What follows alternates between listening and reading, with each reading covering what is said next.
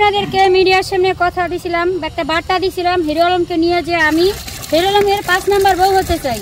তো সেই থেকে আমি জানতে পারলাম সে খুবই একটা দুশ্চরিত্রের মানুষ, তার চরিত্র ভালো না, সে চরিত্রহীনা পুরুষ। তো এই জন্য আমি এখানে 2 মণ দুধ নিয়েছি, এটা দিয়ে আমি গোসল করে নিজেকে পাক পবিত্র করে নিব। তার মতো চরিত্র খারাপ মানুষের নাম মুখে নেওয়ার জন্য এর জন্য আমি 2 মণ দুধ দিয়ে গোসল করে নিজেকে পাক পবিত্র করে নিতেছি। এই যে দেখেন সবাই, নিজেকে পবিত্র করে নিলাম। হিরো আলমকে নিয়ে আমি অভিমানে আছি, কষ্টে আছি। 2 নম্বর কথা হয়েছে, আমার বাড়ির থেকে এতভাবে প্রেশার দিতেছে, মেন্টালি ভাবে আমাকে এত হ্যারাসমেন্ট করতেছে, এটা নিয়ে আমি মানসিক ট্রমায় চলে গেছি। বিভিন্ন অপরাধের সাথে জড়িত, এটার কোনো বিচার নাই। আমি একটা বার্তা দিছি, আমি তাকে আবার ভালো লাগে হিরো আলমকে, এটা বলছি। এটা নিয়ে মনে করেন এখন আমি মনে হয় যে আমি সবার চেয়ে অপরাধী হয়ে গেছি। প্রথমত কথা হচ্ছে, কালো ছেলেরা মেয়েদেরকে অনেক ভালোবাসে, আর সুন্দরী মেয়েদের কপালে কালো জামাই জুটে, এটা হচ্ছে বাস্তব। আর ওনাকে এই জন্যই আমার ভালো লাগছে যে উনি কালো, যেহেতু আমি সুন্দর আমাকে অনেক ভালোবাসবে, সেই বিষয় নিয়ে ওনার প্রতি আমার ইচ্ছে। আমি ওনাকে একটাই উদ্দেশ্য ছিল যে উনি ব্যক্তি হিসেবে ভালো, ওনার মেয়েদের প্রতি একটা ভুল ধারণা ছিল। উনি বলে যে আগের ওনার ওয়াইফ সুমি চলে গেছে, উনি একটা কথা বলছে যে সুমিকে অনেক বুঝাইছে আনার জন্য। যখন উনি ওই যে আর একটা মেয়ে জানি, ওটার নাম আমি ভুলে গেছি, নুসরাত, ওই সময় নাকি ওই সুমিকে ফিরে আনার জন্য চেষ্টা করছিল। সুমি নাকি অন্যজনের সাথে পরকীয়া করে চলে গেছে। তা এরপরে আবার রিয়ামণি, এরপরে আবার দেখলাম আরো একটা মেয়ে বের হয়েছে। তখন আমি ভাবলাম যে উনি এখন মানসিকভাবে এমনটাই মেয়েদের প্রতি একটা ভুল ধারণা জন্মাইছে যে উনি এখন মেয়ে মানুষকে দেখলে উনি নাকি জীবনে বিয়ে করবে না। এটা বলছে যে আমি বিদেশ চলে যাব, বাচ্চা কাচ্চা দেখার জন্য একটা বয়স্ক লোক রাখবো, আমি আর জীবনে বিয়ে করব না।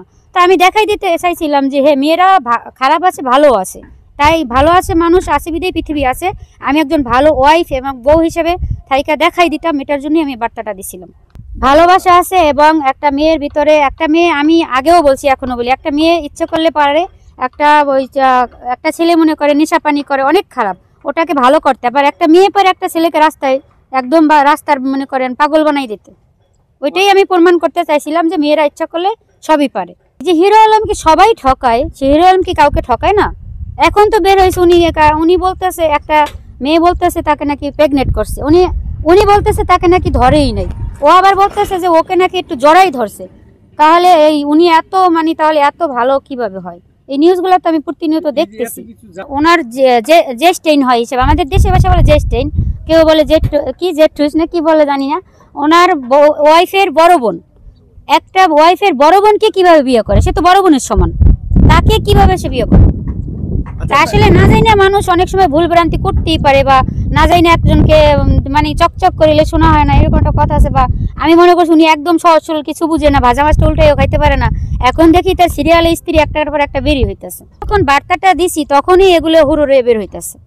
হয়তো এগুলো গোপন ছিল, যখন দেখছে যে আমি বলছি, হ্যাঁ, অনেকগুলো গোপন রহস্য ফাঁস হয়ে গেছে। আমি যখন বলছি আমি হিরো আলমের বউ হতে চাই, এরপরে এটা আসছে। আচ্ছা, এখন আপনি হিরো আলমের এই বার্তা পাওয়ার পরে এই আপনার ডিসিশন কি? আপনি তার বউ হতে চান কি না? এখন বর্তমানে আমার ওনার প্রতি কোনো রুচি নাই।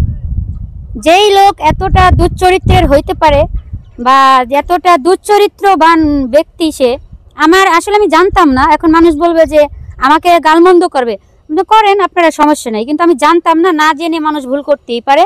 এখন আমি এটা কিভাবে সংশোধন করতে পারি এটা নিয়ে আমি প্রস্তুতি নিচ্ছি। কি প্রস্তুতি নিচ্ছে? এটা দিয়ে যে দেখতে থাকেন। এখন আজকে একটাই প্রস্তুতি নিব, আমি দুধ দিয়ে গোসল করব, ওনার কথা থেকে আমি লিভ নিয়ে নিব।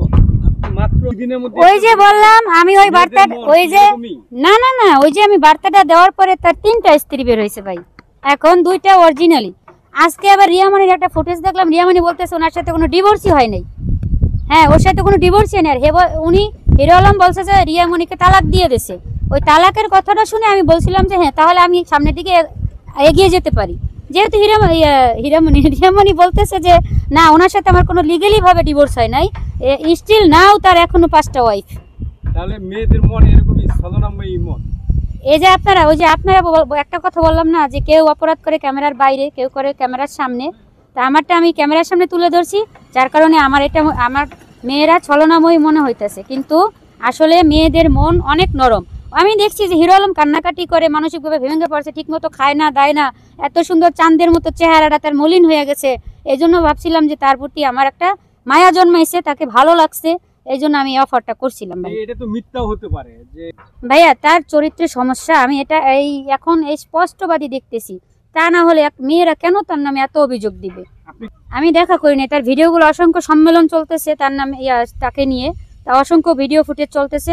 ওটা আপনারা তো দেখেন অবশ্যই, আপনারা মিডিয়া না, আপনারা মিডিয়ার ভাই, আপনারা এগুলো নিয়ে কাজ করেন, আপনারা সব জানেন। যাই না মনে করেন আমার সাথে হয়তো আমাকে প্রশ্ন করতেছেন, ডেফিনেটলি করতেই পারেন।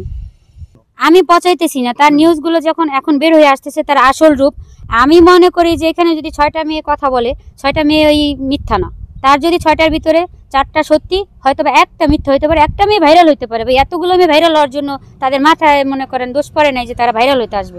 আমি ছোটবেলা থেকে তার মুভি দেখছি, তার মুভি অসংখ্য নাটক মুভি, এটা প্রথমে যখন তার প্রথম স্ত্রী নিয়ে সুমি নিয়ে ঝামেলা হয়, তখন আমি ভাবছি যে হয়তো বা মিডিয়ায় কাজ করে অনেকে সন্দেহজনকভাবে এটা বলতেই পারে। ওটা হইলো, ডিসমিস হইলো। এরপরে রিয়ামনির বিষয়টা নিয়ে মনে করেন দেখলাম, এখন দেখতেছি আরো অসংখ্য মেয়ে বের হইতেছে। তো মানে আমি কি বলবো, আমি আসলে কথাটা বললে আমি নিজেই যে মানুষকে চেনাটা বড় মুশকিল। আর মানুষের বিষয় মানে একদম যদি কারো নিয়ে আপনি কারো সম্পর্কে না জেনে আসলে একটা কথা বলাটা ঠিক না। হয়তো আমি না জেনে বলছি।